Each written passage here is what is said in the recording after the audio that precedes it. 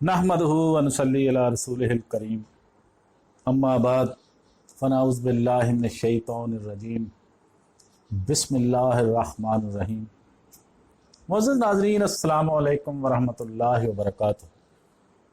मेरी बीवी 10 साल तक मुझे जिनसी ज़्यादती का निशाना बनाती रही। मुअज़्ज़िज़ नाज़रीन, है ना हैरान कुन बात। लेकिन दुनिया में ऐसा भी होता है, लेकिन ये कभी कभी होता है। आम तौर पर तो यही देखा और सुना है कि मर्द हजरात औरतों को जिनसी ज़्यादती का निशाना बनाते हैं, लेकिन यहाँ मामला उलट है। और वो भी एक बीवी अपने शौहर को 10 साल तक जिनसी ज़्यादती का निशाना बनाती रही। बीवी से बचने के लिए मैं इतवार को भी काम करता था, मैं उसके लिए तफरीह का सामान था। मुअज़्ज़िज़ नाज़रीन, ये यूक्रेन के एक नौजवान की कहानी है जो हम आपकी खिदमत में पेश करेंगे। आम तौर पर घरेलू तशद्दुद के ज़्यादातर वाक़यात की शिकायत ख़वातीन की जानिब से आती हैं। शाज़ो नाज़िर ही ऐसा वाक़या सुनने को मिलता है जिसमें किसी मर्द पर जिस्मानी या जिनसी हमला किया गया हो। और इस बात में भी कोई शक नहीं कि मर्दों के साथ घरेलू तशद्दुद के वाक़यात के बारे में बात करना मुआशरे में मायूब समझा जाता है। ताहम यूक्रेन से तल्लुक़ रखने वाले एक नौजवान ने अपनी शनाख्त ज़ाहिर ना करने की शर्त पर BBC को अपनी कहानी सुनाई, जिसने सबको हैरान कर दिया। नौजवान का कहना है कि मेरी साबिक़ा बीवी ने मुझे 10 साल तक ज़्यादती का निशाना बनाया।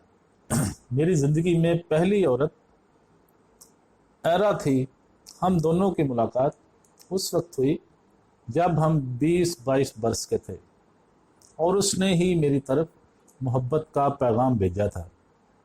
मेरे वालिदैन ने कहा था कि तुम अगर किसी के साथ ताल्लुक़ कायम करोगे तो तुम्हें घर छोड़ना होगा। इसका मतलब था कि अगर मैं किसी के साथ होता हूँ तो मुझे अपने ख़ानदान से दूर होना पड़ेगा।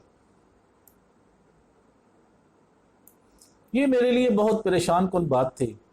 मैं किसी के साथ सिर्फ उस वक़्त ताल्लुक़ कायम कर सकता था जब मैं माली तौर पर अलग रहने के काबिल हो जाऊं। इससे बढ़कर मसला ये था कि मेरी माँ को मेरी जिस्मानी हैबत पर शर्मिंदगी थी और इसकी वजह से मैं एहसास कमतरी का शिकार था। जिनसी अमल पहले मुझे तस्कीन पहुँचाता था, लेकिन फिर एक वक्त आया जब मैंने मना करना शुरू कर दिया, मगर वो फिर भी नहीं रुकी। मुझे एक बार काम के सिलसिले में बैरून मुल्क जाना था और मुझे अपनी महबूबा को खो देने का खौफ था, जिस पर मैंने कहा मेरे साथ चलो, और वो मेरे साथ जाने पर रजामंद हो गई। और वहाँ पर उसने मुझे 2 से 3 बार ज़्यादती का निशाना बनाया। अगर मैं इनकार करता तो वो मुझे मारती थी। मैं इसे रोक नहीं सकता था क्योंकि मुझे लगता था एक औरत को मारना गलत है। ना ही मेरे वालिदैन ने ऐसी तरबियत की। मैं अपनी महबूबा के चुंगल से आज़ाद होना चाहता था, लेकिन नाकाम था। वो हमेशा मुझ पर हावी होती थी। अपने मुल्क वापस जाने के बाद मैं एरा से कोई राब्ता नहीं रखना चाहता था, लेकिन मैं सारे बंधन तोड़कर आज़ाद हो जाने की कोशिशें कई साल तक करता रहा। हमारी फ़ोन पर लड़ाइयाँ भी होती, लेकिन वो मुझे कहती थी कि सब कुछ ठीक हो जाएगा। उसने इसरार किया कि हम शादी कर लें और हमने शादी भी कर ली।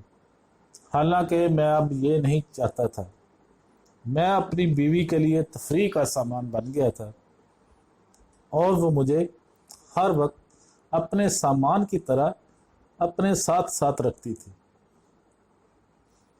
अपनी बीवी से बचने के लिए मैंने 14 घंटे तक काम किया, यहाँ तक कि इतवार को भी काम करता था।